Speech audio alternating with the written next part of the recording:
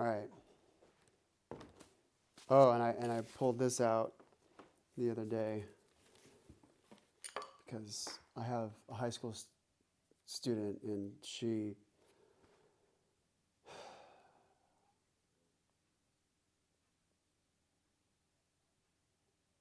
responds well to threats. So she was doing it, and I'm like, okay, if that thumb falls off, I'm going to go a little bit further. Whack! Sure enough, that thumb didn't come off the stick. and this too. I threatened to chomp off that pinky if it came off. You want to give this a try now? Sure. I bet, though, you'll get it better afterwards. All right. Straight arm, slow squeeze, and then when you're ready, exhale.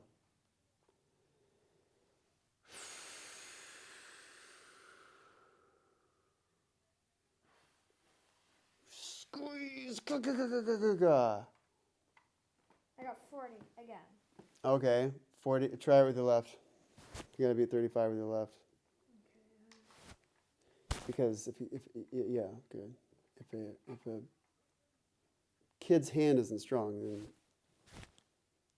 there's nothing we can really get done here.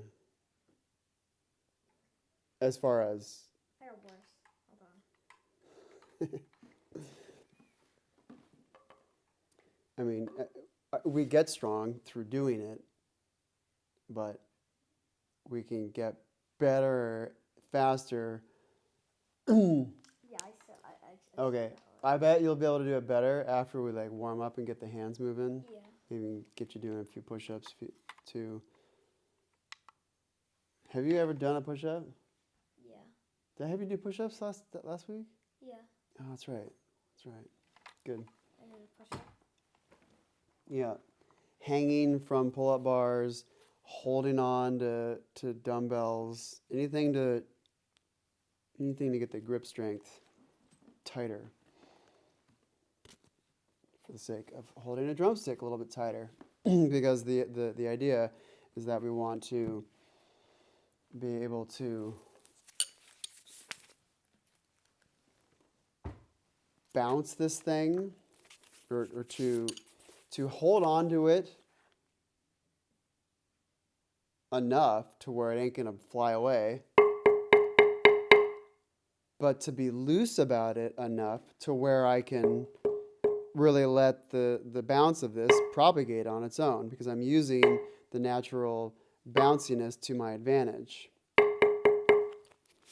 So, and the stronger the hand is, the more we're able to let go with confidence that we're still not going to drop it. Right? Strength.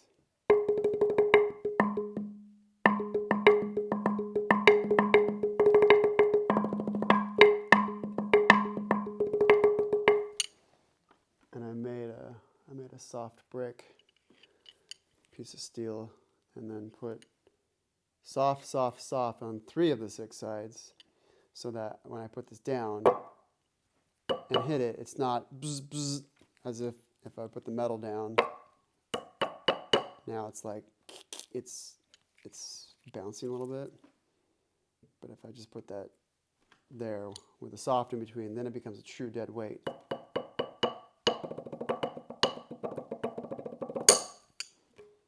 And here's the ultimate challenge. Oh.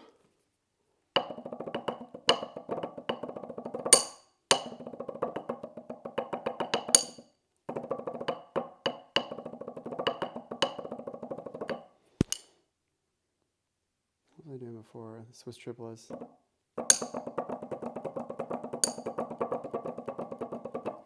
That one's a little bit more difficult to do on such a small thing because that's a let loose and let it fly kind of thing, which inherently becomes so loose that playing on such a small tolerance can get a little bit tricky. Watch this. Camera, lights, action. Camera, lights, action. You know that expression? What's it mean? Where's it come from? I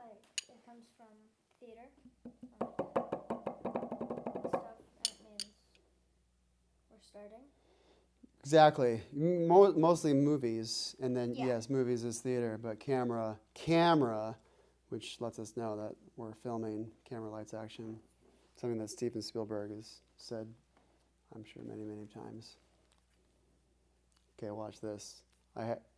So are you a electronic geek? A little bit. A little bit. Depends on the electronics. Computer geek, for sure. But do you know about piezo discs? Piezo elements. So there's a little. Oh, cool. Right on. Yeah, the thing that goes beep beep in your microwave is a little piezo element. That's what makes a sound. But then that same thing can also be a microphone.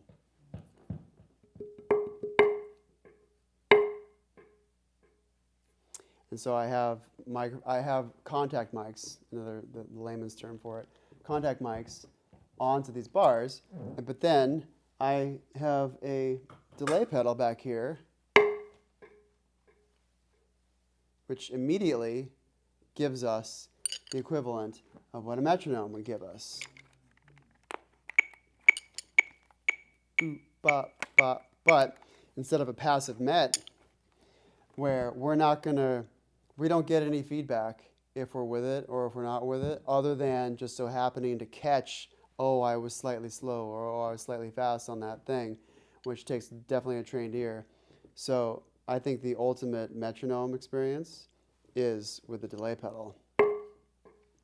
One, it just starts immediately as I hit it, as opposed to like waiting for the met to like come back around again, and it just starts. Well, that one's loud. Which one is that? Let's do this. Let's do a little sound check. Which one is that? Oh. Oh, it's the first one. Okay. One.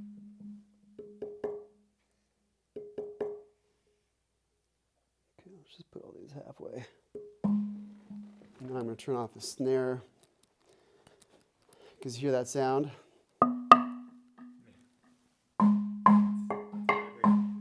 Yeah. Turn that off. No buzzing. No sympathetic vibrations. So, let's throw the stick I just had. Am I haunted? Is there a ghost in here? Whatever. I'll find it. Oh, here it is. It's right in my face. What a thought. What a concept. I actually put it away. Yeah, put it on the stick tray.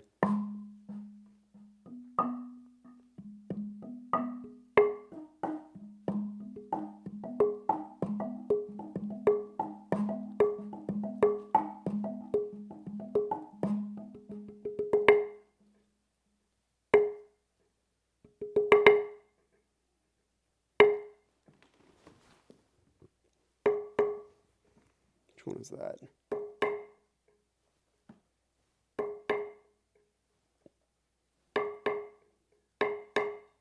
Ah, it's this one. There we go. There we go. I need to line these to them. I just stuck them in random jacks.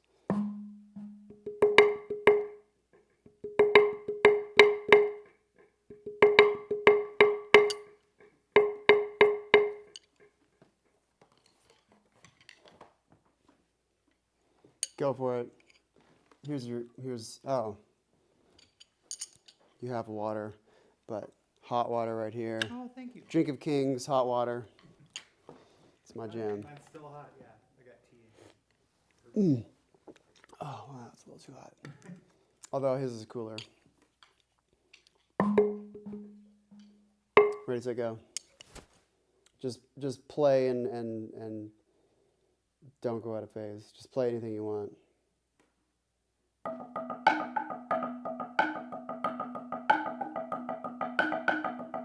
All right. Okay. Now, listen to the hit first.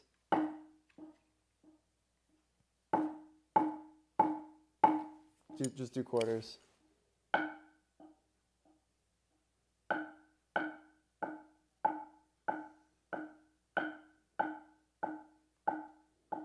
Don't hold your breath. Exhale. Good. Now deliberately slow down. Yeah. Then we get a badunk badunk because that's giving us the echo. So now we have to be in time with our echo. It's the brilliance of this. And what's cool about this is this sound that this thing gives me is not the sound of the thing that I'm hitting. If I have just a regular drum pad and, sticks and pad, standard rubber drum pad and then sticks, that sound is like puh, and this sound is beak. Two different sounds entirely. If we had a tuba player and a piccolo player, 1, 2, ready, go, bop. We never truly know if they were together or not because their sounds, the nature of the attack is just totally different. The timbres, the way it sounds is totally different. We're never going to truly know. So ideally, your metronome would put out the exact same sound that you're doing. Just like if I'm playing a snare drum and if I have to play next to another guy who's playing a snare drum, that's the same drum. And if the idea is for us to be in sync together, well, like a snare drum and a bass drummer, it's not quite obvious if we're together or not. But two guys on a same perky, unforgiving, hard-surfaced, hard sticks drum, and we're going together. If he's slightly behind or if I'm slightly ahead, it's just going to turn into a train wreck, just like it turns into a train wreck right here.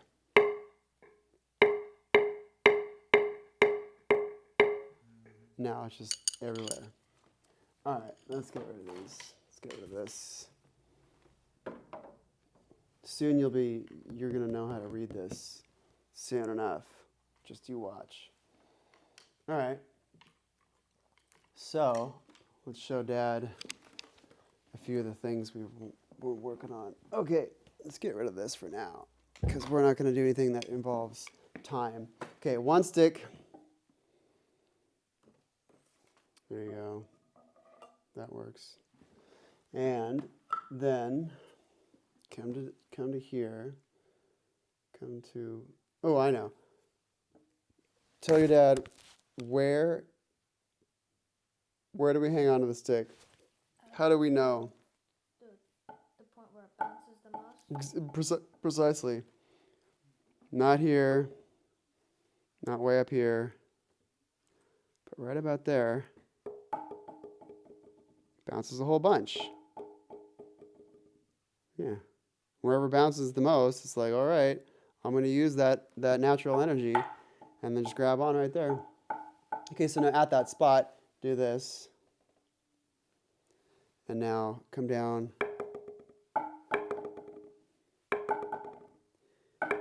And what we're doing here is this is a true bounce. This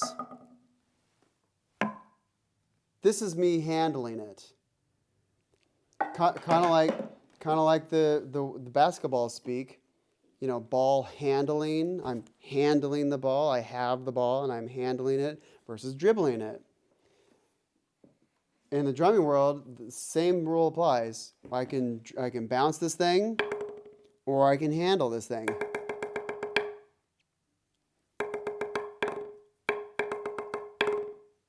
So, two different mechanisms. There's lots of spectrums in here, and that's one of them. The handling to, basically the controlling and letting go, handling and bouncing.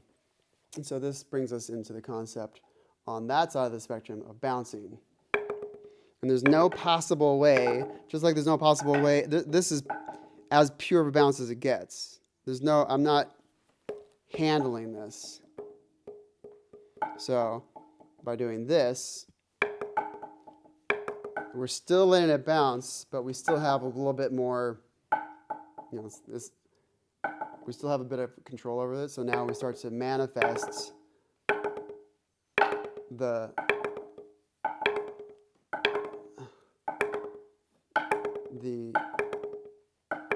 start to manifest the evolution towards hanging on to it.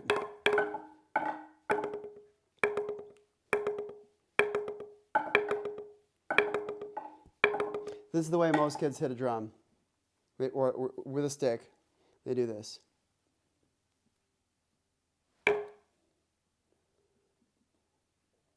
Watch. They're pressing into it. Or rather, they're not coming up soon enough, because what's happening, if we had a high-res camera on this, we would see this thing start to bounce. Boom, boom, boom, boom, boom.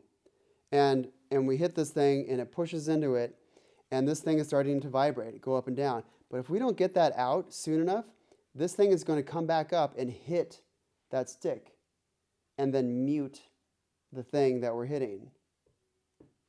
We just want to hit it once, get out, and so then that thing can bounce around like a wobbly trampoline. But if we just like stomped on a trampoline, then it's going to go down, but then it comes back up and hits your own foot, and then that kills the bounce.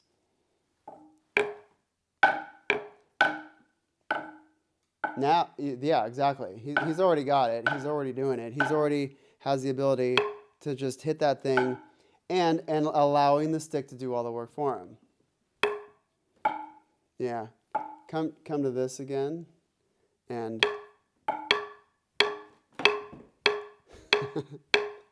that's why I got all these sticks here ready to go, because one of my students, she can't hang on to the stick to save her life, and so we just let them all hit the floor, but we have a stock. We have a whole magazine loaded here.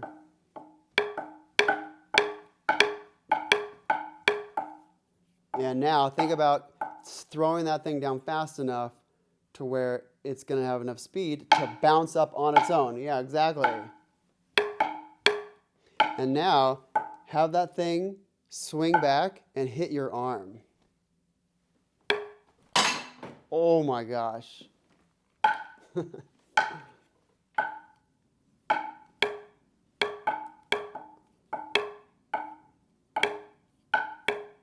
It's not going to, because of the way we're holding it, isn't going to reach that way unless I really like allowed it to hit.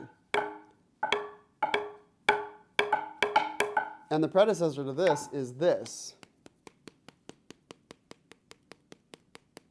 Yeah, because the idea is that we want, when we're in playing position, we want this stick to be aligned with our forearm.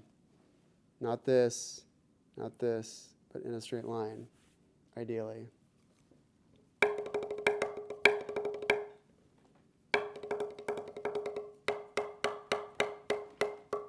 Not this, but right about there. And so, if we want this to be aligned with this, well then what better exercise to do than to actually hit the thing you're aligning with? Because what we're doing in the drumming world, or in the stick world, is you're going to hit your elbow, choke up a little bit, just so you're not hitting that knob. Is we're not controlling the front of the stick, we're controlling the back of it. All of it's here in the back, and I'm, lifting the bottom of lifting the back of the stick, so therefore the front of the stick goes down. I lift up here, therefore that goes down. So, if we do this, okay, do this, and now also hit this and your arm at the same time. Watch out for that piezo disc.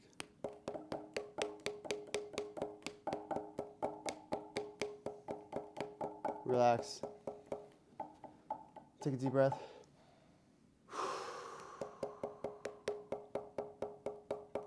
Yeah, your body doesn't have to contort.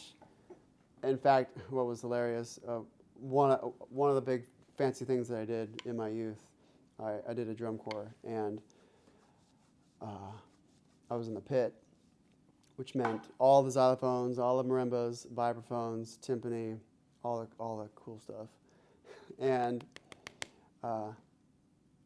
we were playing some ridiculously difficult music that's just flying like the wind. And our instructor would make fun of us for the faces that we would make, because part of our because we're a performance group, and so if we're out there like making a bunch of weird faces, like that's a part of the show. So the idea was just like just have a normal face. Don't make any weird faces. Don't hunch up your shoulders. Don't like do weird things. Don't hold your breath. Don't die because you suffocated. But just to like be in control of your whole body at all moments. Okay. Or rather, to not knowing, to be self-aware. And so he made us self-aware.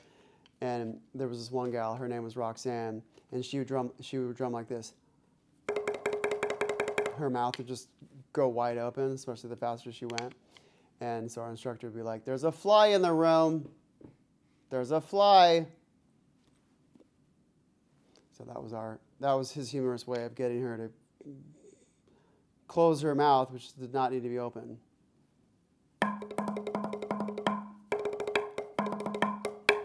Okay. So now hold halfway and hit the back of your arm and hit this.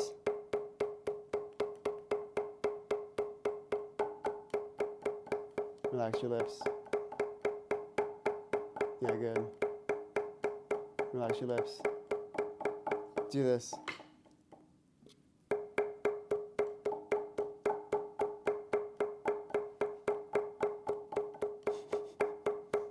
Okay, now slide it a little bit more. Not quite at the fulcrum spot.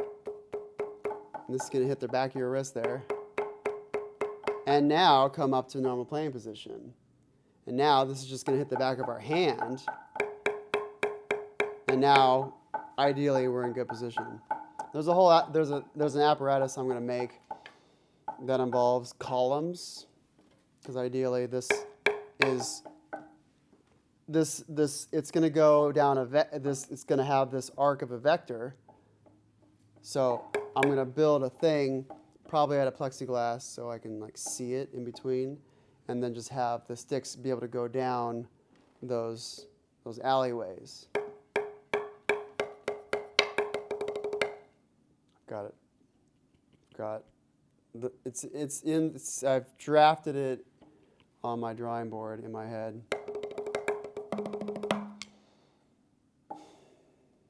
Ideally, it would be made out of plexiglass, but plexiglass is absurdly expensive relative to the free chunks of wood I got back out there, which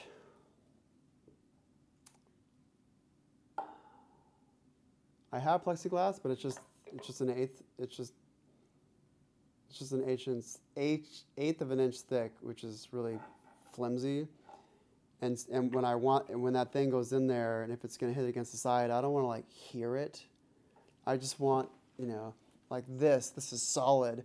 I want that to just go against this unforgiving, non-movable, mountain-esque thing, as opposed to like hearing it back, and having it move around a bit. It needs to be solid. So that means I need some expensive plexiglass, which I don't have that kind of money right now. But it could be made out of wood. But I'd rather it be opaque so the student can see inside instead of having it be hidden behind a piece of wood. Although it would still work because you could do it blindfolded. How far apart would the plexiglass be? Or would it just be one side plexiglass? It would be, two sides. The alleyway would be, my thickest stick. Maybe just a 1/16 more. Just so there's some margin, but not enough margin. I thought about the one-sided thing.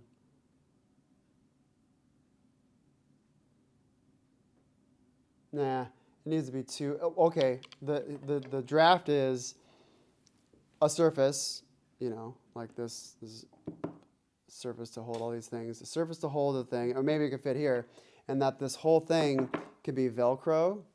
Spend way too much money paving the whole thing with Velcro. Velcro is expensive. And then having the pieces, we'll say this is one of the pieces of plexiglass, and that it's a miniature, and we have a tiny little stick that moves here, that Velcro chung, chung, and that we could just take these bigger pieces and assemble them according to the ergonomics of the student. Because some kids achieve like a 90-degree angle, but it's because they have a big body. And so if this is straight and that's straight, some people are just wide, and so they're going to achieve a more obtuse angle, although anything beyond 90, I've never seen that. But right in between like this 75 and 90 degrees is, depending on this, a little girl, a little tiny kid is going to be like here, because their span isn't that big. So if I had movable pieces, then I could adjust it per kid, and then maybe even have like a protracting grid on there, so I can like, okay, this one's at 75 degrees, this one's at 75 degrees, so I know it's symmetrical. Yeah. It's a whole thing.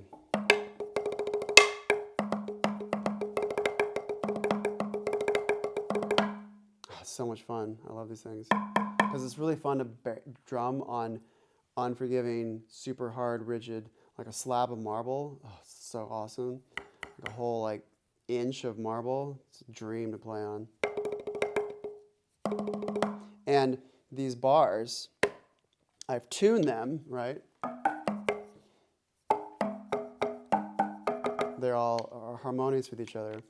And if you know what a marimba is, you know what a xylophone is. Do you know what a marimba is? No. A marimba is basically just a gigantic xylophone. And I remember as a kid, What Tom was playing on Saturday, right? Oh, he was playing a vibraphone. Close. Basically, Tom on Saturday was playing a metal marimba, known as a vibraphone. And different mechanism because it has a pedal and dampening and spinny things in it, which is why it's called a vibraphone, because it's a vibrating thing. Because under each resonating tube, between the resonating tube and the bar itself, there's a little flap that turns electronically, which then, if that sound is getting cut off from the resonator, opening to the resonator, cut off from the resonator, wah, wah, wah, wah, wah, it's going to have a vibrating kind of sound, which is why it's called vibraphone.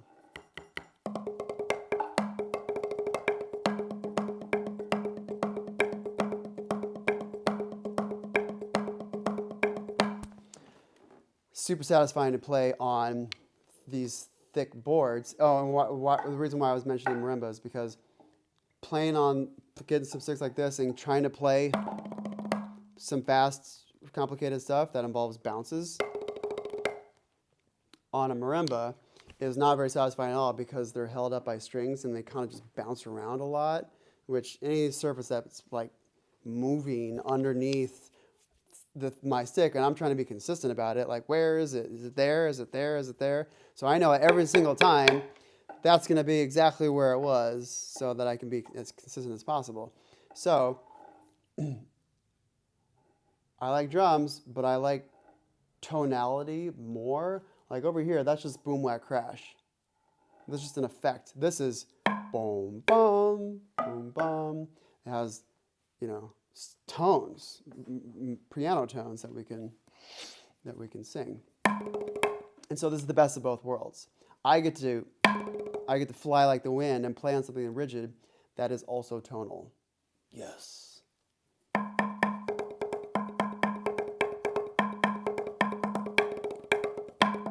I come out here, when you leave, I'm probably gonna come back and just jam. That's how much fun it is to play. I'm gonna turn on that cool thing and just geek out for a half hour.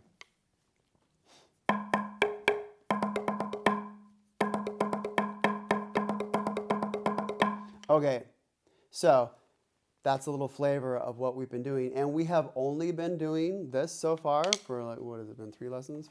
And so now, for the first time, I'm going to show them the meat and potatoes of where this is all, the fruition of where we're going with this.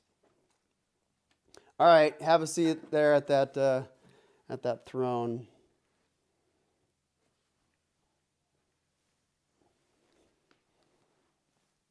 Okay, let's do this. All right. Now,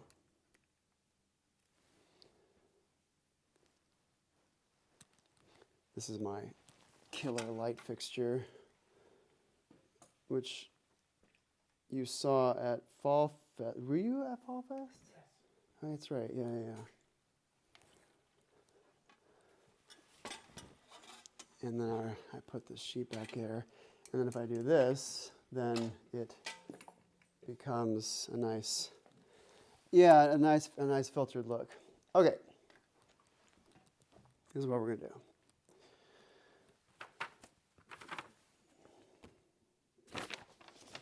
I'll just start from scratch. I know that's exactly what I'm about to rewrite. Okay. Can I move the seat forward? Yeah, get comfortable. Get comfortable.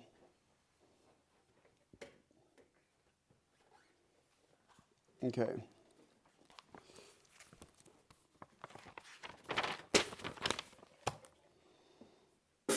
What's that called? Hi-hat. Oh, good. Snare. And this one is Bass. bass I don't drum. know. And we're going to keep this on here because I hate loud noises and that dampens it a bit. These X's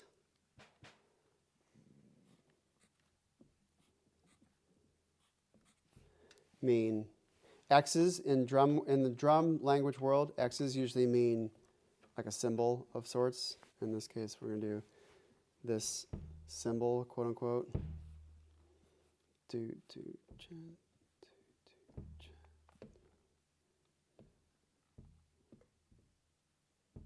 Oh, okay.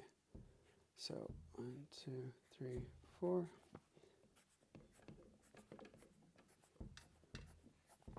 Okay. And how many of these do you see? 16. Close. X's. Close. How many? Oh, 8? Yep.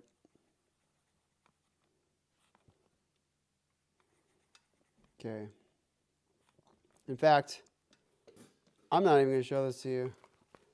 Just read the instructions and make it happen. Hi-hat, snare on this middle line, and then bass on this middle line. Hit that thing a few times. Hit this thing a few times with your left hand. Okay. All right, ready to go. I'm not even going to show it to you. Just do it. Oh, okay. Just immediately. All right.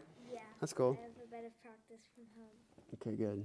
All right. Well, then, whippersnapper, I'm going to give you something. I'm going to give you something real. Okay. Do this one. 2, 3, 4, 5, 6. Just give you a doozy right off the bat.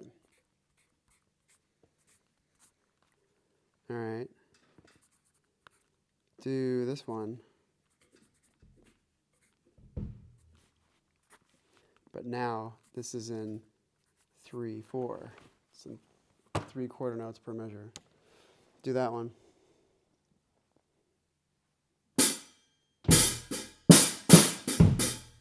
Oh my God. Pause. Don't mess it up. Do it right the first time. But you get to do it as slow as you need to go. That's the balance. So look at it. Okay, yeah. Yeah. Yes. See? All you need to do is go slow. Patience is the name of the game. Yep. Now just loop it. Read it. Read it. Keep your eyes on the page.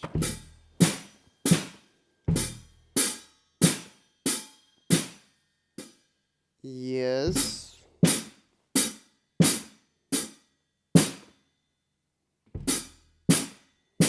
Oh my God. Slow it down. Slow it down. You get to go literally as slow as you need to go. Even if it's this. Okay. These two together. 1. Okay, now this independently. 2.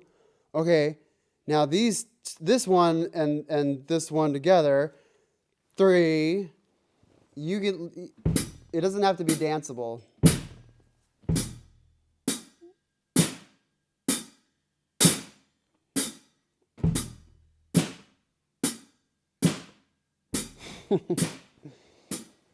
Read it. Keep your eye on this the whole time and read exactly what's there.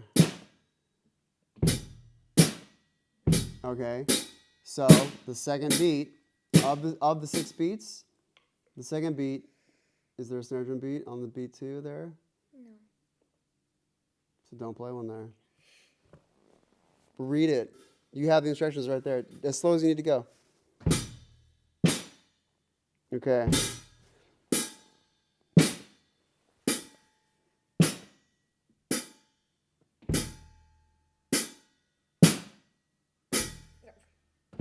Almost.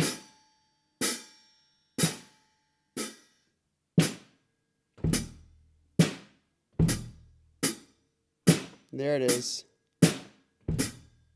Almost. Read it. Don't look anywhere else.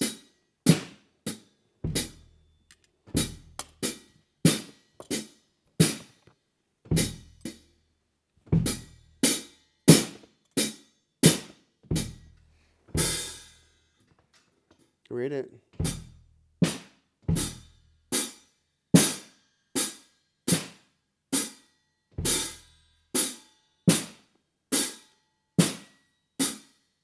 Yes.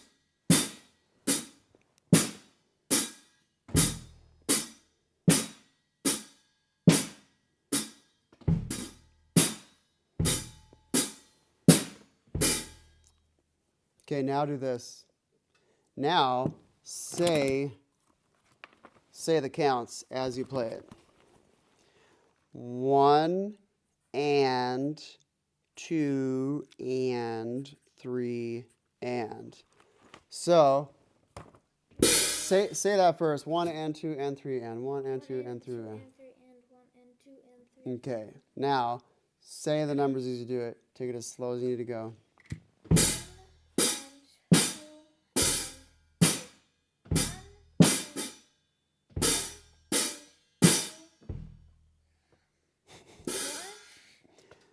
Am I gonna have to pull out the axe? I'm gonna chop you off your foot. That's only on beat 1. Okay. Think about it. 1, 2, and 1, 2, and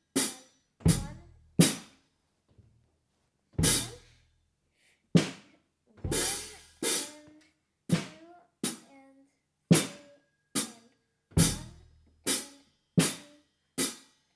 and 3. There we go. He responds to threats. I like it.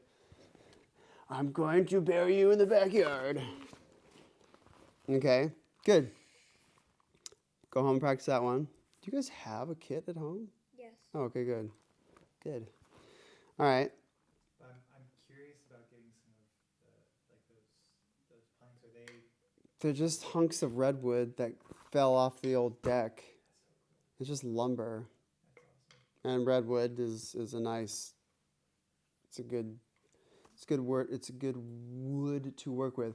Although the best wood is like, that purple stuff from Brazil, and the Padua wood. The rosewood is killer. Rosewood's really nice. That's what most marimbas are made out of, is rosewood.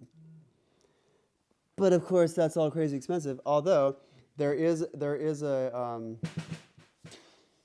a hardwoods, fine hardwoods place in Paso and in Slow. So. Is it the length of the piece that gives it the tonality, the different tonality? Yes. Cool. The length is what gives it the pitch. And I'll show you this. Sorry to derail. Do that again. Do that one again. Okay. Say the numbers. Oh, I see. Okay, now. Check this out. So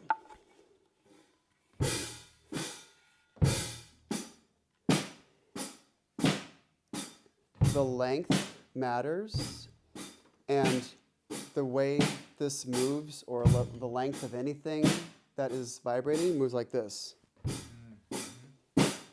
Center is going up and down, ends going up and down, and the pitch is based on the frequency of how much that ba ba ba ba ba, or a lower pitch would be low low. It's going to move slower. Gotcha. Because of the length. Okay.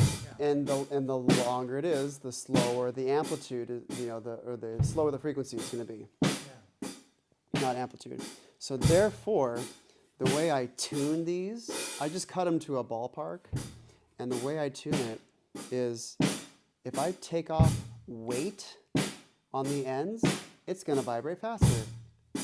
If I sacrifice the integrity of the middle, it's going to go slower. This is the way to tune it. I screwed up. I probably started here, and I made it too sharp. I went too much. And so you can cut a little bit from the middle and bring it back down again. Huh. Oh yeah. That's cool. Right. Yep. Thank you. And there is a special way to tune like a marimba bar. I didn't get fancy with the sculpting underneath. There's like, I didn't bother with the overtones. There's a way to shape this, kind of like the art and craft of making a violin, or Yeah. But I'm satisfied with them just being boring pieces of wood. Do that again.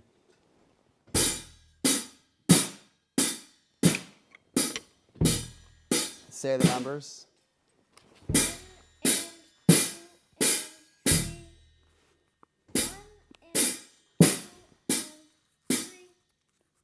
And yeah, good.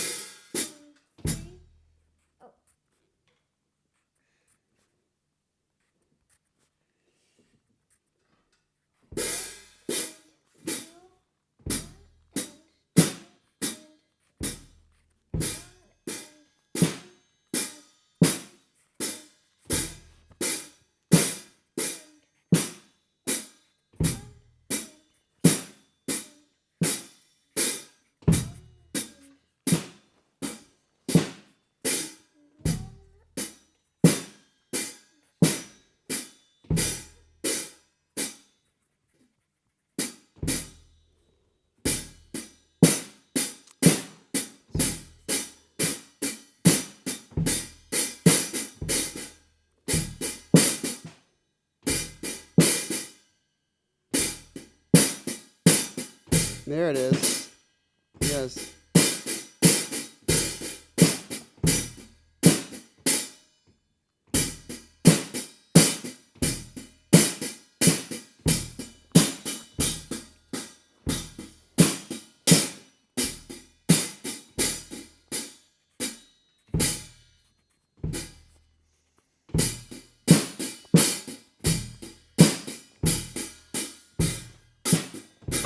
Practice that one at home. Do that. Take it slow. I want you to bore us to tears with how slow you're playing it. This is not a performance. This is you working it out. This is not difficult at all. This is actually a combination of the two. Take it as slow as you need to go.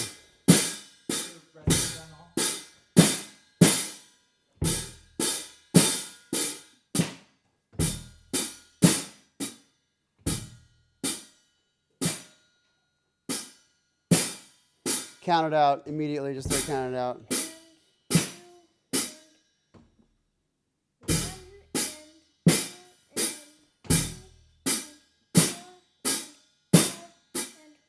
Yes, good.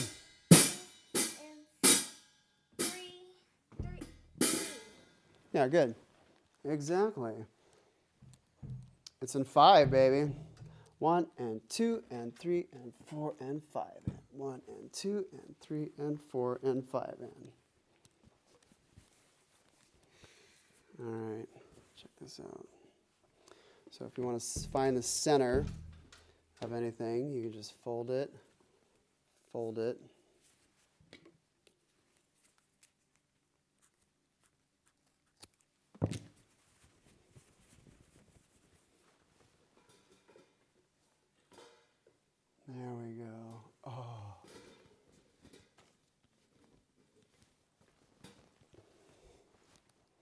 All right, do it. Slow as you need to go.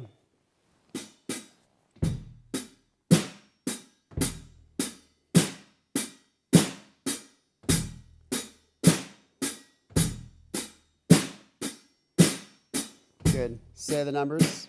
1 and 1 and 1 and 2 and 1 and 2 and 3 and 4 and 1 and 2 and 3 1 and Take a deep breath.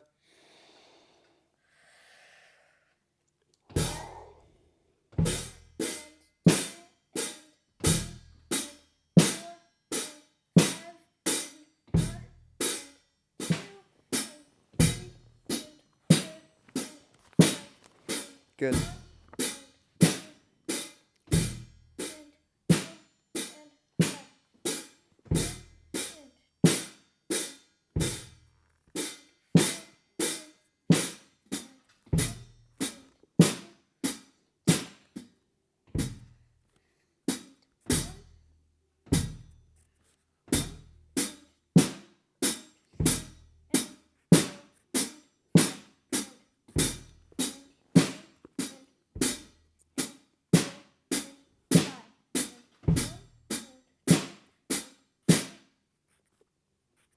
Yeah, good. Good. Now, if a time signature says 6/8, that means what? 6/8 note beats. 8/8 note beats. Close. The top number means what? Kind. Okay. Uh, Oh, no. that's How the bottom. many? Yes, yeah. The top number is how many of the thing, but then the bottom number is the kind of notes. So 6/8 notes Yeah. per measure, and these are eighth notes. 1, 2, 3, 4, 5, 6. And we count that just 1, 2, 3, 4, 5, 6. Count and play it.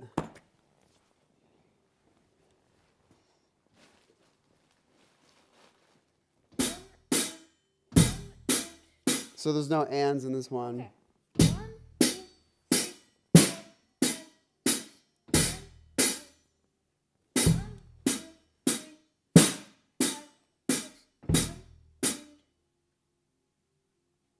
There's no ands.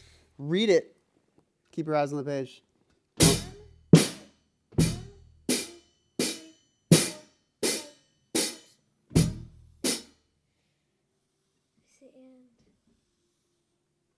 and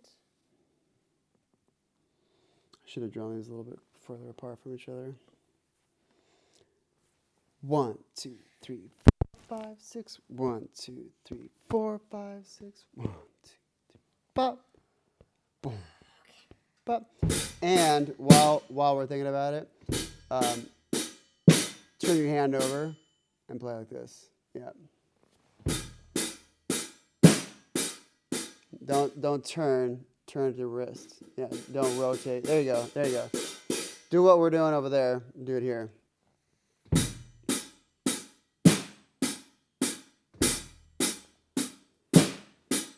You're still turning a little bit.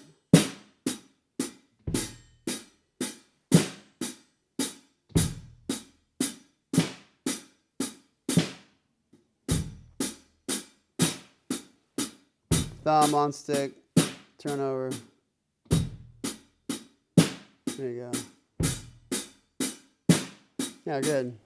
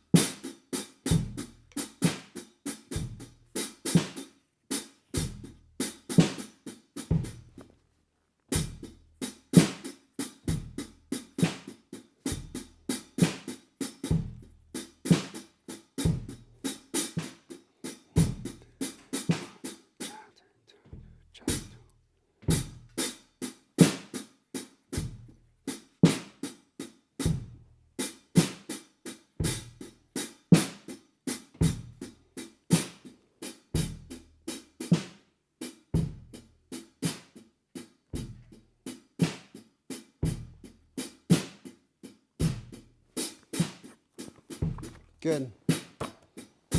Do that one. What's the time signature? 8 notes. What the time signature of the whole thing? Oh. What's the whole thing? What are those two numbers? 7/8 notes. Therefore, we call that what? That the time signature is 7/8. It's easy. 4/4, 3/4, 5/4, 6/8, 7/8. We just say the numbers. Okay. So this time signature is 7/8. 1 and then the numbers. Oh well, actually they would just be in 7. So 1, 2, 3, 4, 5, 6, 7. Do that. Take it as slow as you need to go. If you mess it up, we're gonna kill you. Don't die.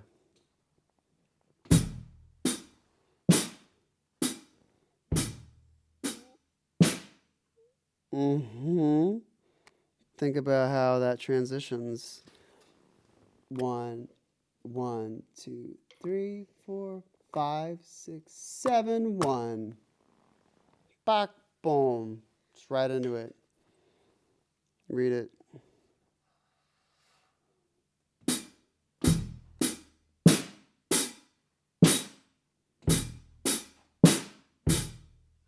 Say the numbers. 1, 2, 3, 4, 5. 1, 2, 3, 4, 5.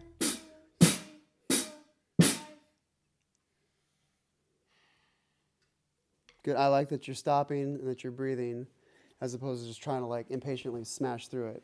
Good.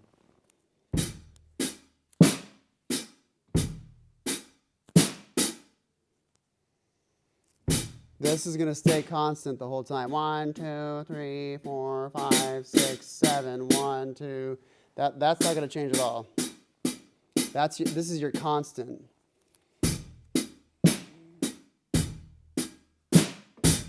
There it is. 5, 6, 7, 1, 2. Slow down. 1, 2, 3, 4, 5, 6, 7, 1, 2, 3, 4, 5, 6, 7, 1, 2, 3, 4, 5, 6, 7, 1. You think it's more difficult than it actually is. You're panicking. You're freaking yourself out. And you're holding your breath. 1, 2, 3, 4, 5, 6, 7, 1. Say that. Just click your sticks and say 7. 1, 2, 3, 4, 5, 6, 7, 1, 2, 3, 4, 5, 6, 7, 1. And now say this. Boom. Okay. Boom. Bop. Boom. Bop. Boom. So just, instead of hitting this, you're just going to click your sticks. Okay. Boom. Bop. Boom. Bop. Boom. Bop. Boom. Bop. Boom. Yes. Good. Now do that for real on the kit.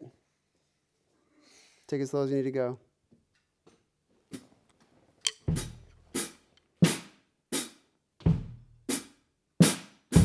Yes. Yes.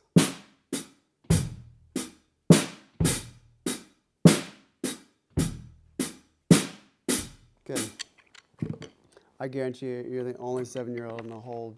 10-year-old? What'd I say? 7-year-old. He's in 7-10 time now. Oh, he's a 7-8. That's right.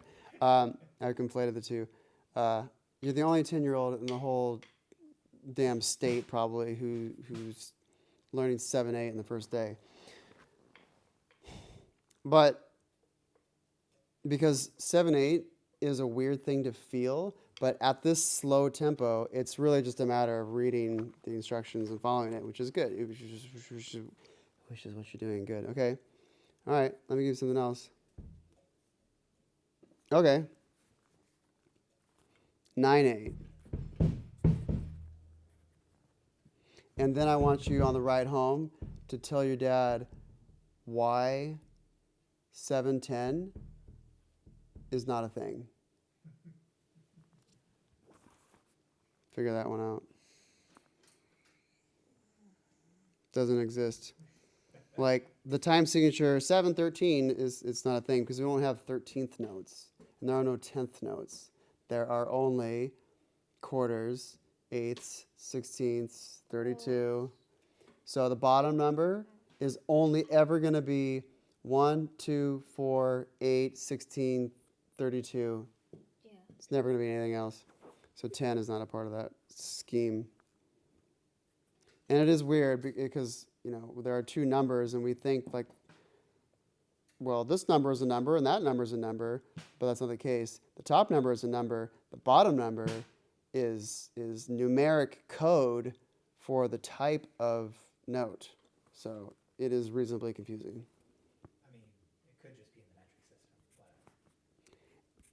Yeah, well, I'm you are SLO. You're SOL. SOL because we're in America. 1, 2, 3. 1, 2, 3, 4, 5, 6, 7, 8, 9. No, don't predict failure. Oh, yes. Because if you predict failure, you will fail. It's a self-fulfilling yes. prophecy. Oh yes, exactly. 1, 2, 3, 5, 2, 2. But you're going to see a similarity between 9, 8, and 6, 8.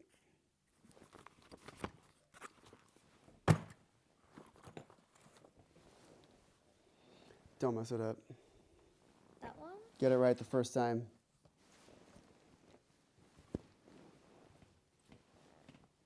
And say the numbers. Oh. 1, 2, 3, 4, 5, 6, 7, 8, 9. Okay. 2, 3, 4. You already looked at it. You should know how it goes already. Yeah, how it goes.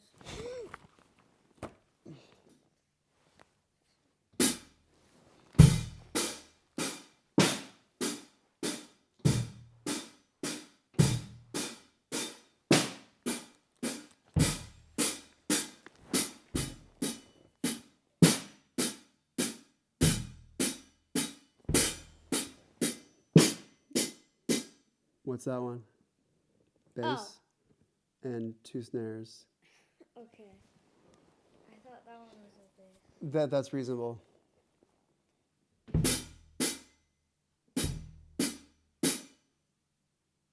I did it right. Mm-hmm.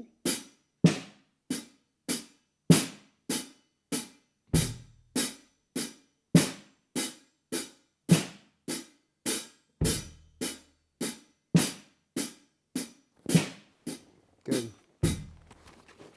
Play me something in 6, 8.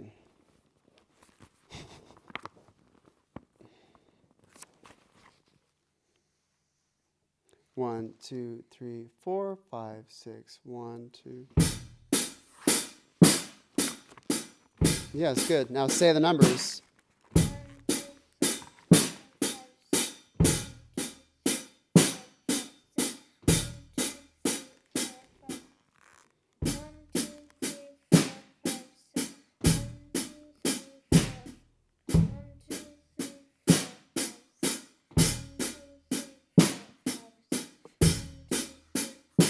Play me something in 3, 4. 1 and 2 and 3 and 1, 2, 3. Just play me anything that involves 3 that repeats itself. You don't even have to play what was here. You can just make anything up.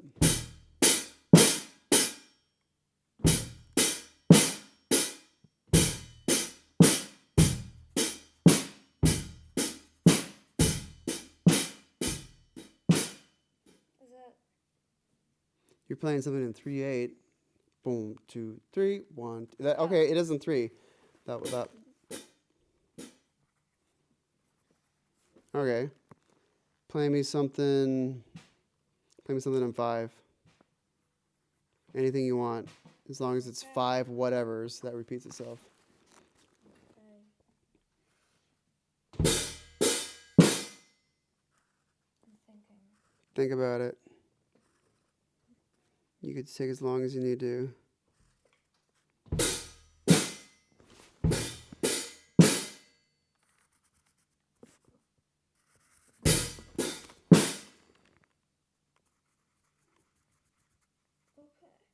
Okay.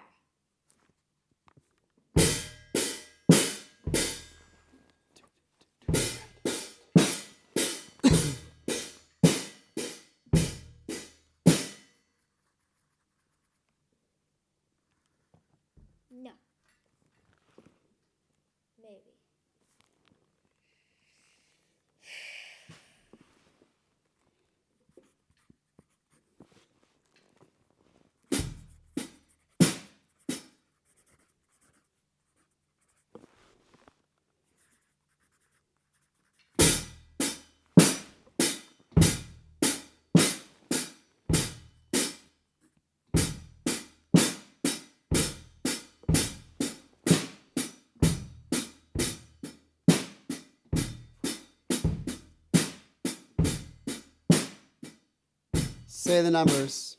Where? 1, 2, 3, 4, 5. 1, 2, 3, 4. All right, he's crossing the bar line. You don't even know how advanced that is. Okay. It is? Yeah, but we don't get to call it advanced because you don't know why it's advanced. So we'll just call that a bunch of gibberish. Okay, Gibberish, yay. play that. Now we're getting for real. That's the basics. Now you're going to play something fun. Don't anticipate failure. Just anticipate, oh, I am a smart boy and I know how to read things, and just read it.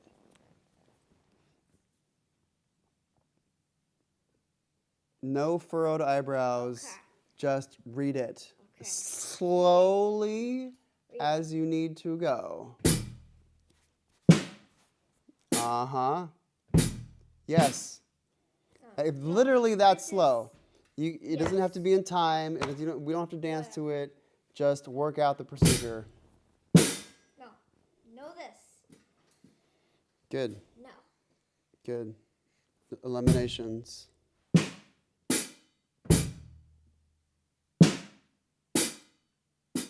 No.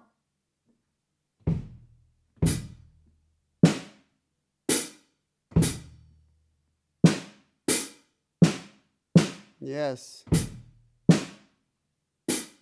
I missed somehow. No.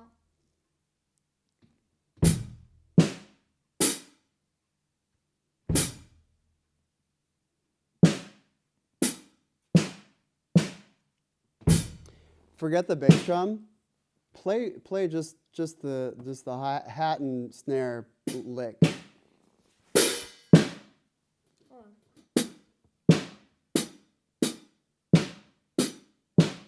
Oh. Yeah.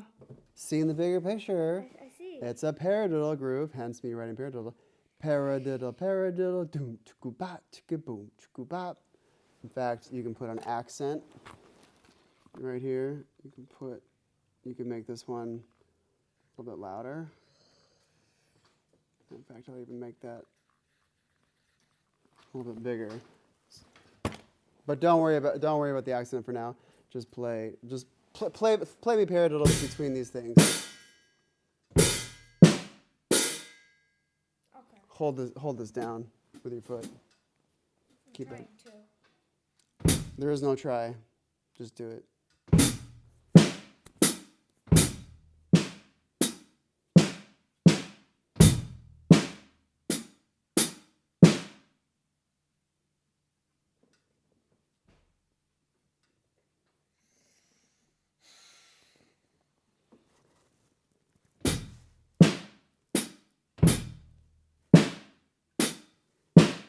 Uh-huh. No.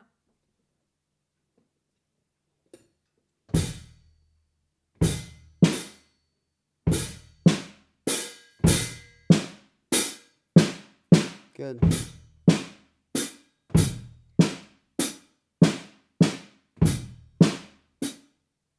I could dance to that. No. Watch this. Thank you. Watch this. This is the fruition of that. Here you go, sit in the teacher seat. I'll be the student. Watch this.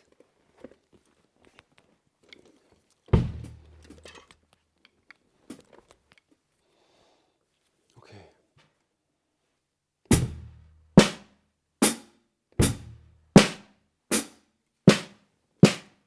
Read that as I do it.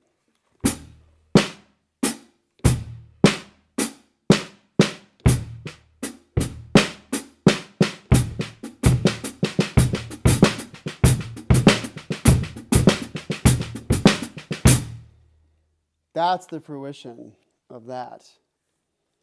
And Okay. back to the paradiddles. Right, left, right, left, left. Well, now, the beauty of it, I mean, that's pretty boring on just one surface. It just sounds like ba ba ba ba ba ba ba ba. But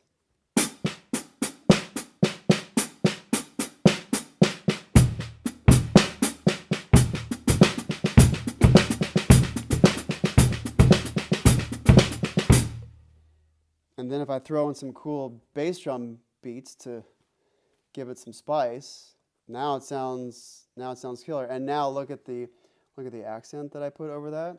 So that the paradiddle on just one surface, but with the accent, paradiddle loud, paradiddle loud. So then, now watch that.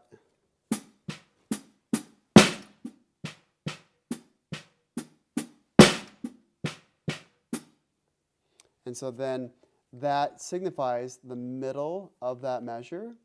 And so that gives it a nice backbeat.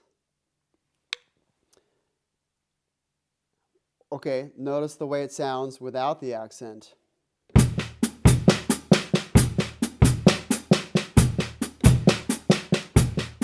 Now with it.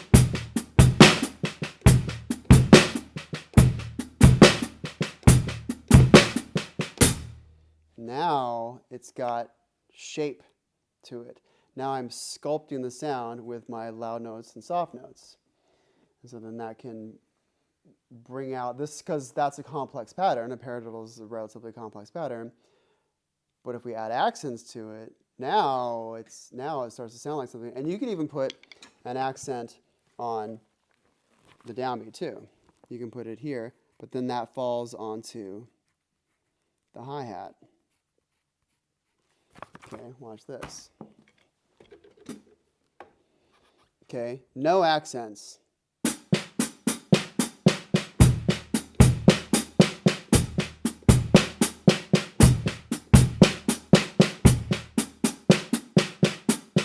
Now with the accents.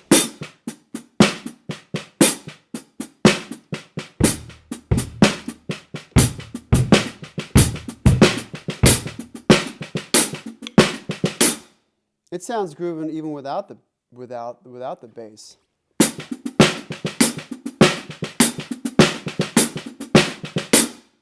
But it's only going to be grooving if I have those accents there. Now listen to that at the same speed without any accents. Now it just sounds like this frenetic. Now it doesn't sound like anything. Now it just sounds like a bunch of, nutcase gibberish.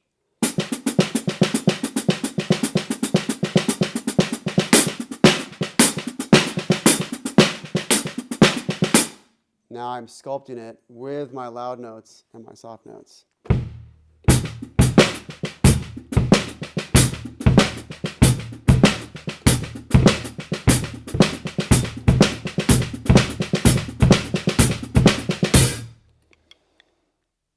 Okay, come over here and do that perfectly, exactly the way I just did it. That's the fruition of it. So when you go home and you practice that, know that once you work it up to speed and once you add in some nice spicy accents, that it'll be. Just do the paradiddles, no bass drum.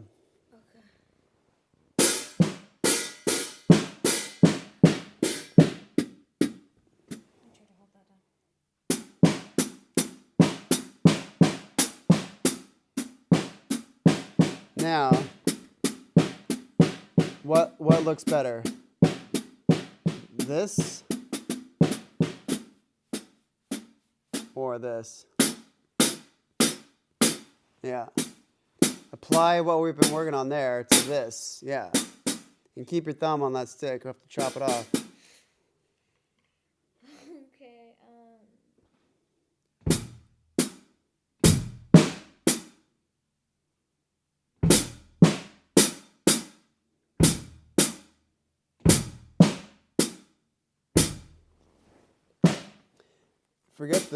Forget this one for now. In fact, I'll just put that in parentheses. Just do that one. Just do ja, do ja, do. So your primary beats are going to be this one and this one.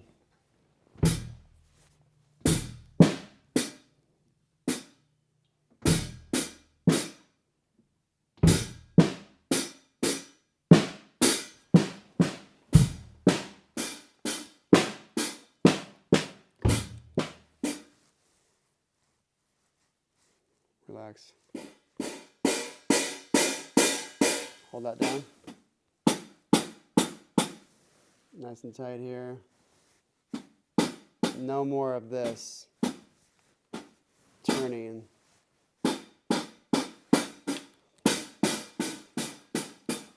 There you go.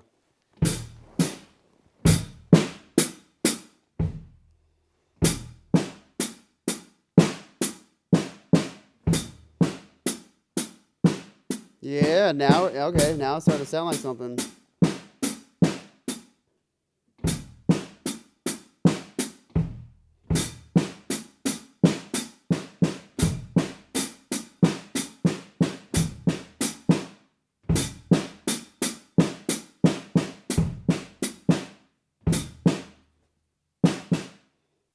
It's once, once, twice, once, once, twice. Right, left, right, right, left, left. Yes.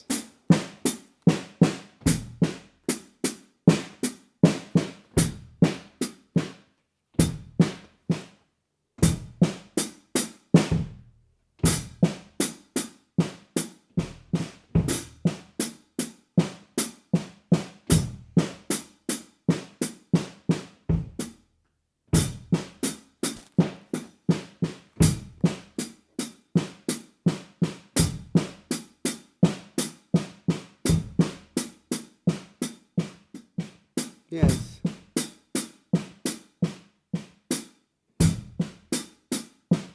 Okay, good. You've got that down. Now do this. Looking at just the first half of the measure, just play me those 4 beats. Now with that,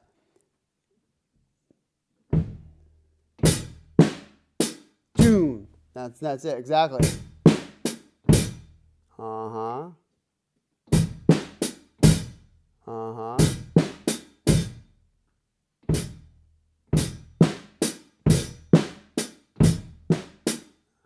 Okay, we'll build into it. Now just play those 5 beats. Do ja do doom back.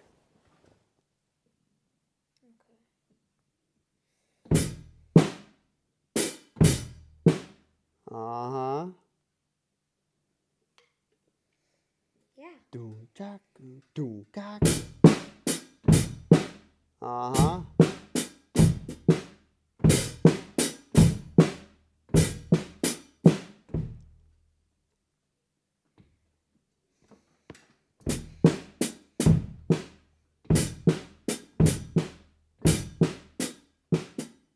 Yeah, good. Now I'd play those first 6 beats. Read it. Don't look at that. Look at this. No.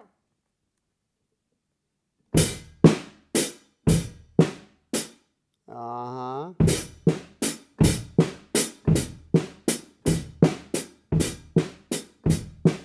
Ah, you turned on a cool 6/8 groove. Okay. Okay, now do you see how we just broke that down? So the way to learn something, especially something this complex and involved, is to like practice the first beat, practice the first and second beat, practice the first, second, and third, practice first, second, third, and fourth.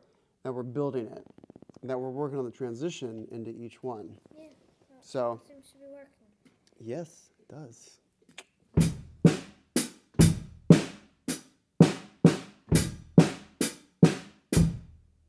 Read it. No.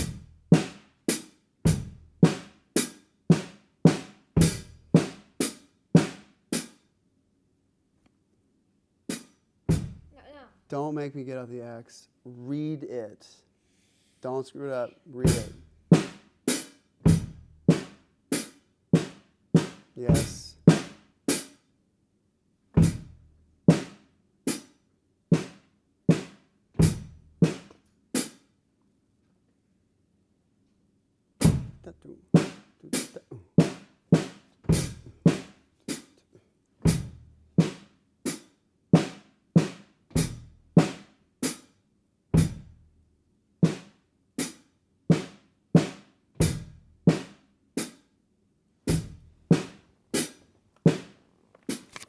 You know how it goes. Play it.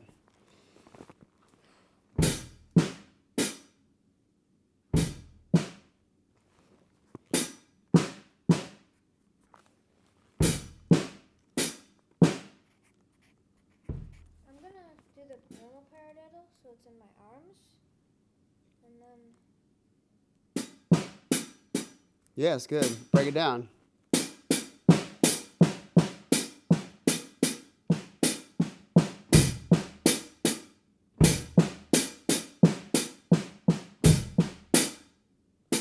Do this for me. For now, just curl all your fingers around it, including your pinky. Get your thumb on the stick, and then turn over. And now you're slicing in on that big time. Give me a few hits with the left. We're on the snare. Yes. Do that. Do that. Yes, exactly. okay.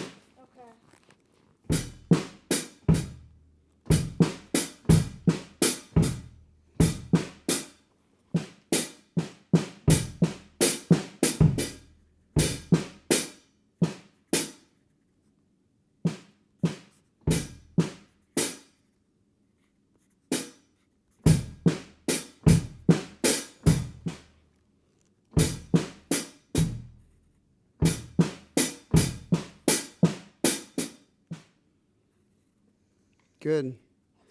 I like that you're. Can I have that, like, when we're done, I want to practice that beat at home. Oh yeah, I'm gonna try this out and give it to you. Definitely. Be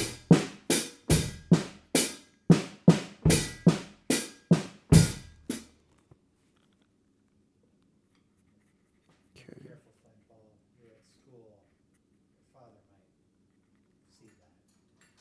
Start practicing too. I encourage it. That would be terrible. I definitely encourage it. Ooh, I know. You guys can do a competition. He's gonna get better at drums than you, faster than you. Challenge accepted. Don't let him beat you. Don't let him get better. I want you to remain the better drummer the whole time.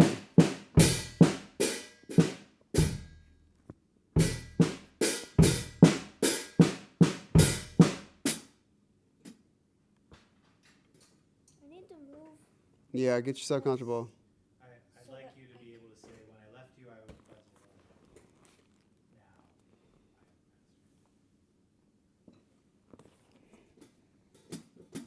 Need to be able to get to that pedal easier.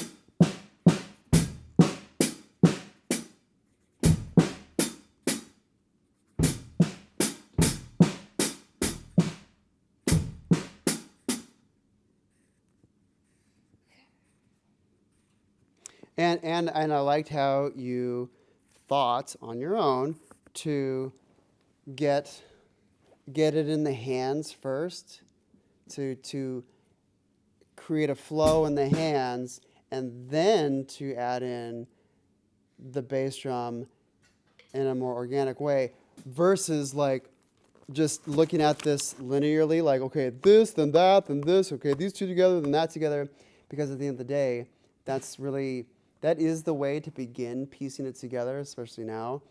But yes, it's good that you have the foresight to be like, oh wait, it's just paradiddles with bass drum added to it. So good.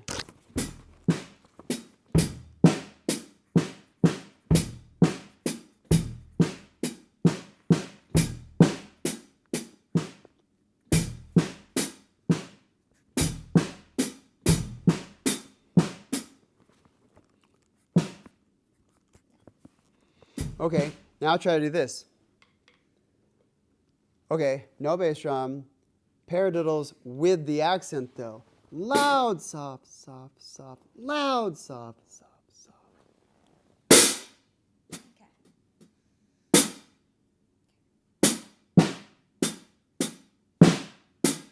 Okay. Yes.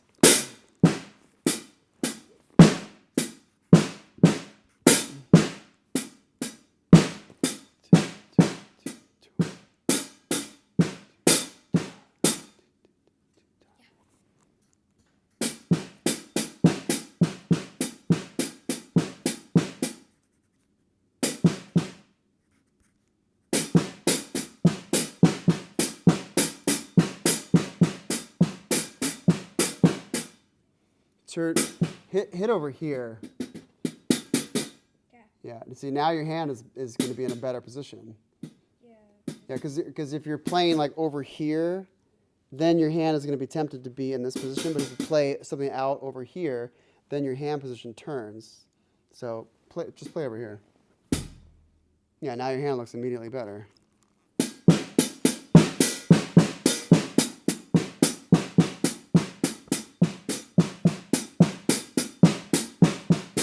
Now slow that down and really make the small notes small. Slow it down.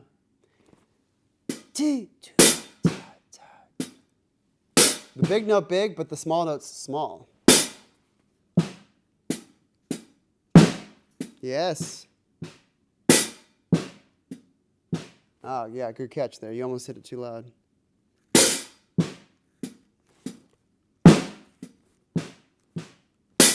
Whoops.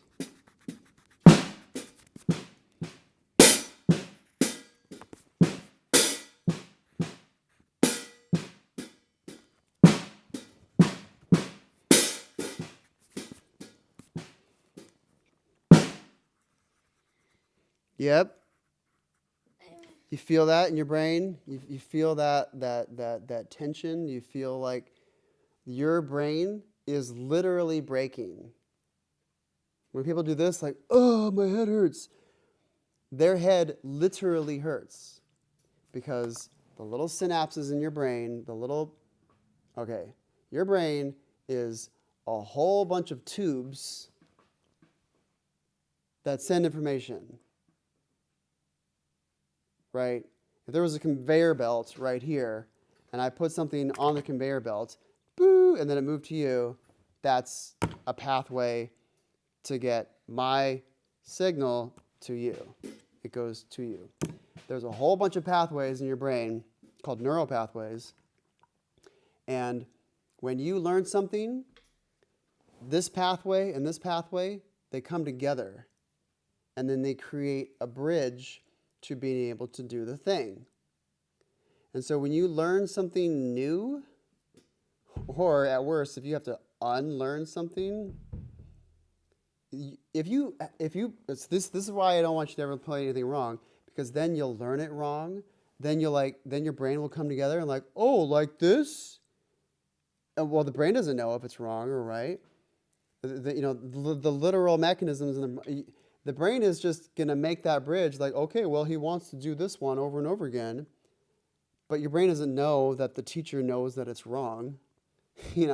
So when you're learning something or unlearning something, when you're unlearning something, those synapses have to break, which is literally causing you pain.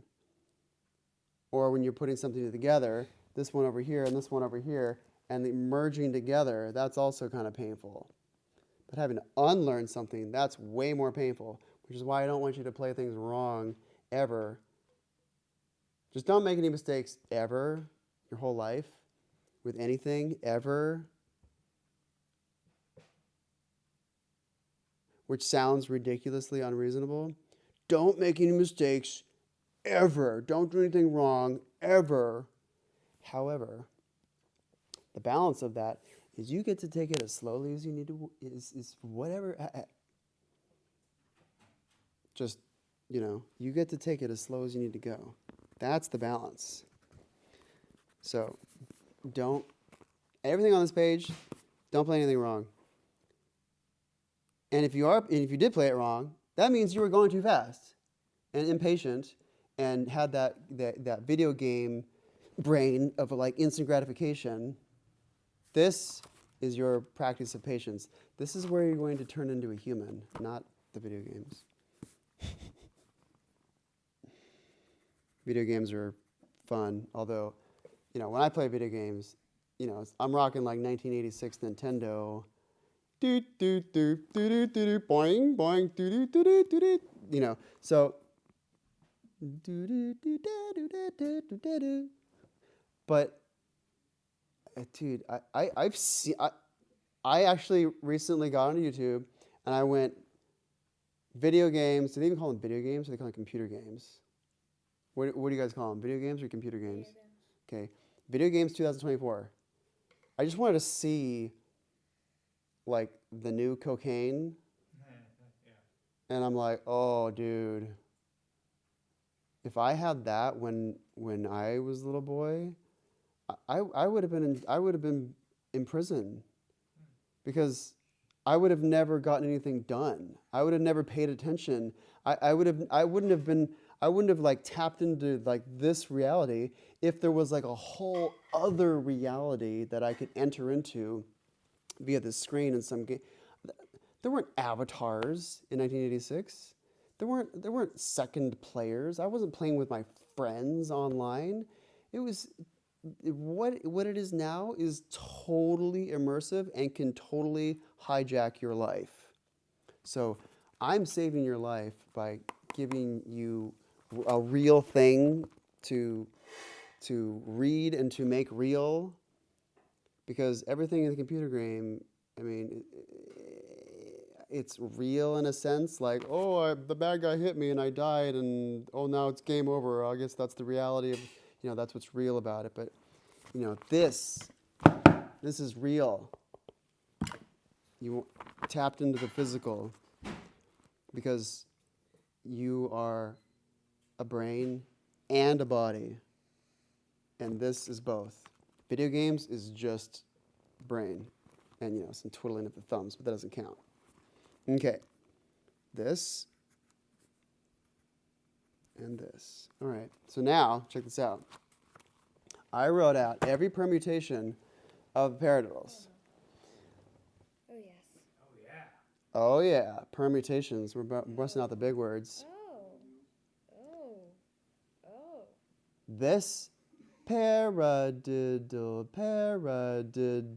And now this one is diddle para.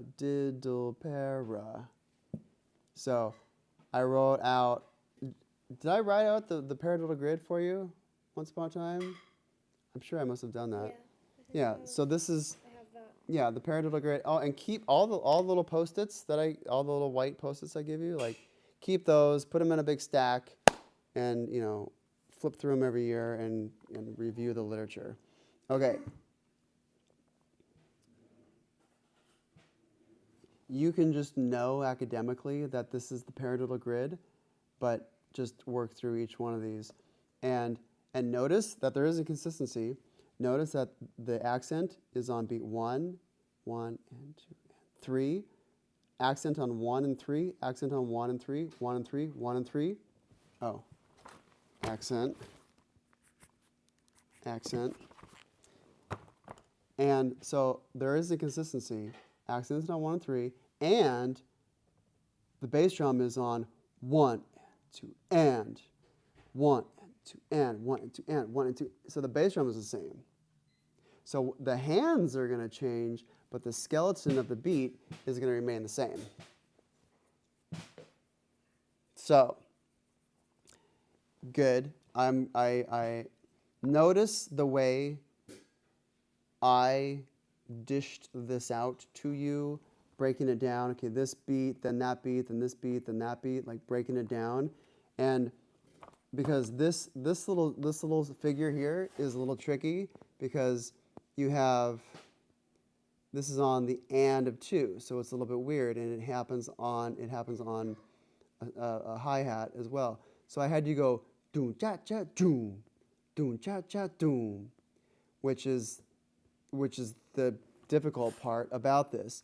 So I had you work out the first half of it, then I had you work out the second half of it. I had you do the paradiddles without the bass drum. Try this. Play this without the hi-hat. Doom back, gak gak, boom gak, goom gak, gak gak. Take this away. Can I get some water? Oh yeah, go for it, right there. Take a slow sip, because it might be a little hot.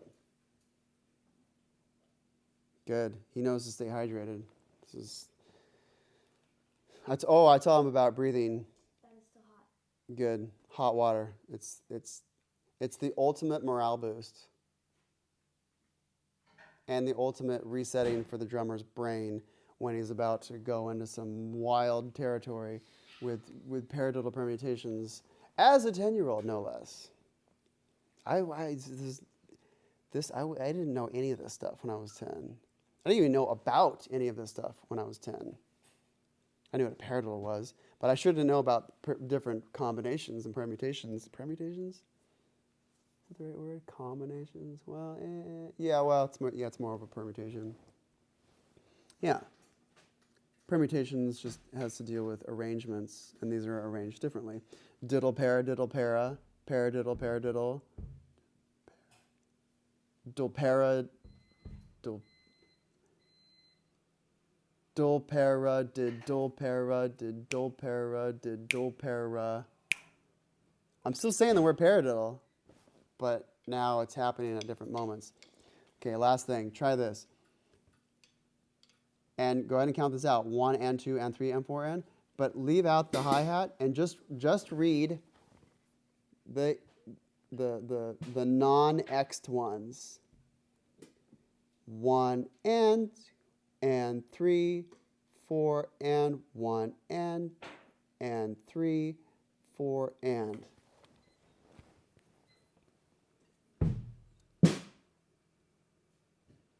And say the numbers as you do it. 1 and. Go ahead and say 1 and 2 and 3 and 4 and 1 and 2 and 3 and. So your voice is going to say all of the numbers and all the ands, but your right hand and your right foot and your left hand are going to fall on those hits.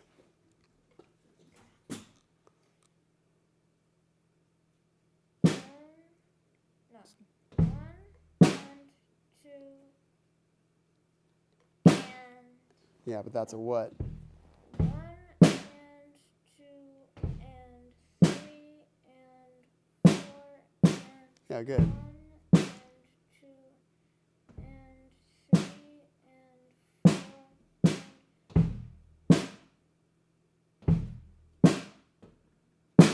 4 and. Yes, good. So this is another way to break it down. You can play just the right hand and the left hand together. You can play the right foot and the left hand together. You can play, now play right hand, right foot together. No snare.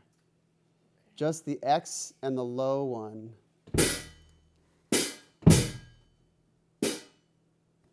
Yeah. And 4 and.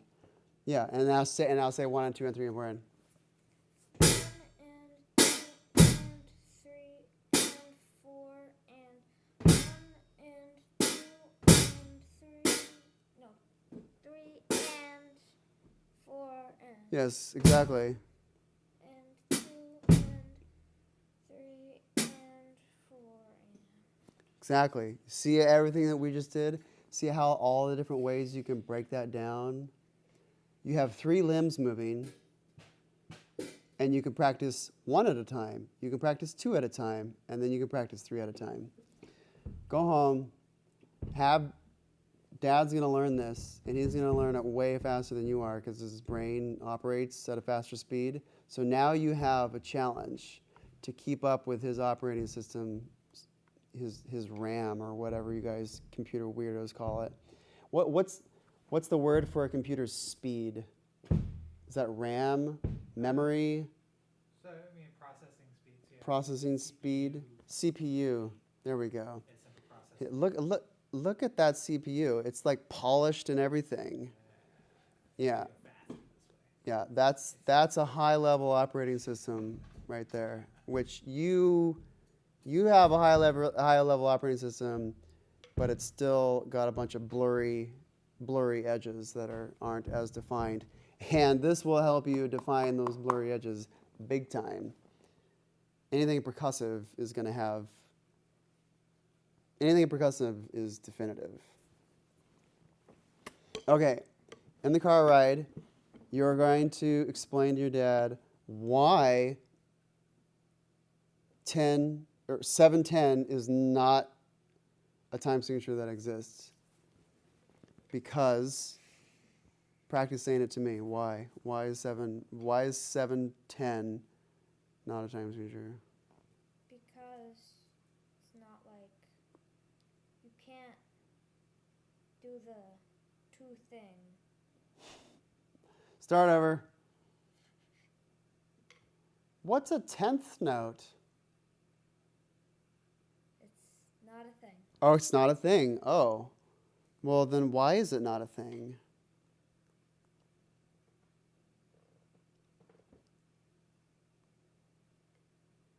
It's not a thing. Oh, okay, that's the perfect answer. Yes, exactly, because it's not a thing. Okay, well then if that's not a thing, then what is a thing? What's an example of a thing? 4 8 notes. 16 notes. You can say because whole notes, because half notes, because quarter notes, because eighth notes, because 16th notes, because of 32nd notes. Those are the only kinds of notes. Yeah. Yeah. So formulate language for that with your own words to Dad on the car ride home. And he's going to practice all this stuff when you're at school. He's going to get better at it. Do you work from home? Oh yeah, you guys. He's gonna have this down by tomorrow. And he already knows it now. Just you watching it. And I watched him do paradiddles successfully. Yeah. Hey, Dad, do paradiddles. See how fast he's doing it already? You got some competition. You got some competition. And he's never done paradiddles in his life till just now. And he's already rocking it at that speed. It's called healthy competition. I dig it. I pit students against each other all the time. Like even today in the class, I had I had 30 second graders, and they were all just kind of jumbly. But I made this side Team Laura, and I made this Team Elisa. I just, whatever the bookend kids are, that's their team. And then, okay, Team Alyssa, you guys do it 1 and 2 and 3 and 4. And so now they're sitting back like, oh, we got to do it better than them. So now all of a sudden they have an incentive to pay attention. Works like a charm. Ooh, we'll even put a date on this because this will be in a museum someday, in the Flint Lawless Museum. Just you watch. It's such a great name.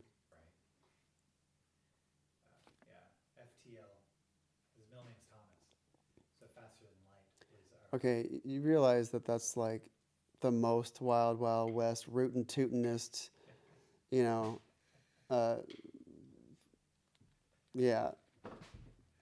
You should be like a deputy for some like ghost town.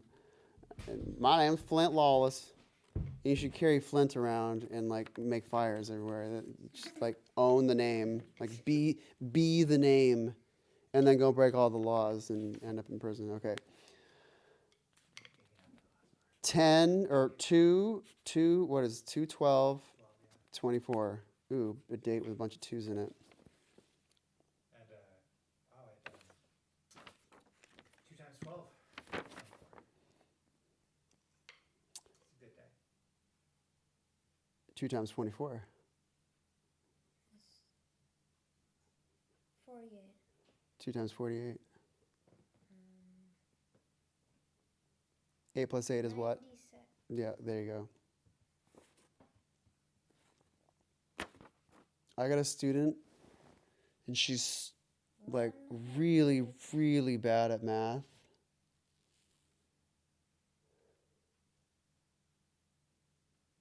Like I said 6 plus 6, and she's like, and she's in high school no less. Like she just doesn't have, she doesn't have the like, she wouldn't think to break it down. Okay, well 6 plus 6, okay, well, but what's 5 plus 5? And everyone knows that 5 plus 5 is 10, and 10 is a nice pretty number and is edging towards 12. Okay, well 5 plus 5 is 10, and then I got 2 left over because I took one away. New math, which is great. That's like what, the Common Core. New math? It's the Common Core way of doing math. Is How is there any other way to do that? I mean, there's a way that I wrote memorization as opposed to breaking. No, that's not knowing math. Right, exactly. Yeah, for sure. How is there any other way to like computate 6 plus 6 in the mind? Right. Or 5 plus 5 is 10 plus the 2 more, This makes 12. sense to you, right, bud? Of course it Yeah. does. Yeah. Of course. It's And thankfully, that's how they're teaching it. They did not teach it to me that way. Which is so you were just like, oh yeah, 6 plus 6 is 12 because my teacher said so? Yeah, I mean, more or less, right? Like before you have an understanding of it, you had the rote memorization, right? And it's backwards from where it is today, and I think it's really cool with these. Well, It was fun being his second grade teacher, homeschooling me. Then I was like, oh, okay, dude, I walked out. I had a class in college. I did well in the math stuff with the SAT. So when I went to San Diego State, I only had to take like one math class to suffice. And I got to choose whatever math class I wanted. And so I went down the catalog, and I stopped on, elements of elementary school math. Huh. And so I just picked that one because it sounded easy. Yeah. Which it was easy, but it wasn't. Yeah. We were like adding like matrix. Yeah, like I can't even remember how it went, but like it was like It was math. yeah, it was it was beyond 10. Like we're not just dealing with tens, but now we're dealing with like 10 matrix, so that's like 12s. I don't know how it went, but it was really interesting, and we learned how the Saudi Arabians learn long division, and how the Chinese do long division, and how like elementary school math, like elementary school across the globe, and I finally realized because 6 over 7 times 7 over 6 is 1. Any fraction multiplied by its reciprocal is 1. I didn't know why that was. It was just something that, it's just a convention. It's just what it is. Just memorize it so you can do well in the SAT, not to actually understand what's going on and therefore why you were even doing this in the first place. And I learned why that was. Why a fraction multiplied by its reciprocal equals 1. Like I saw it happen on the page, like, good. And it was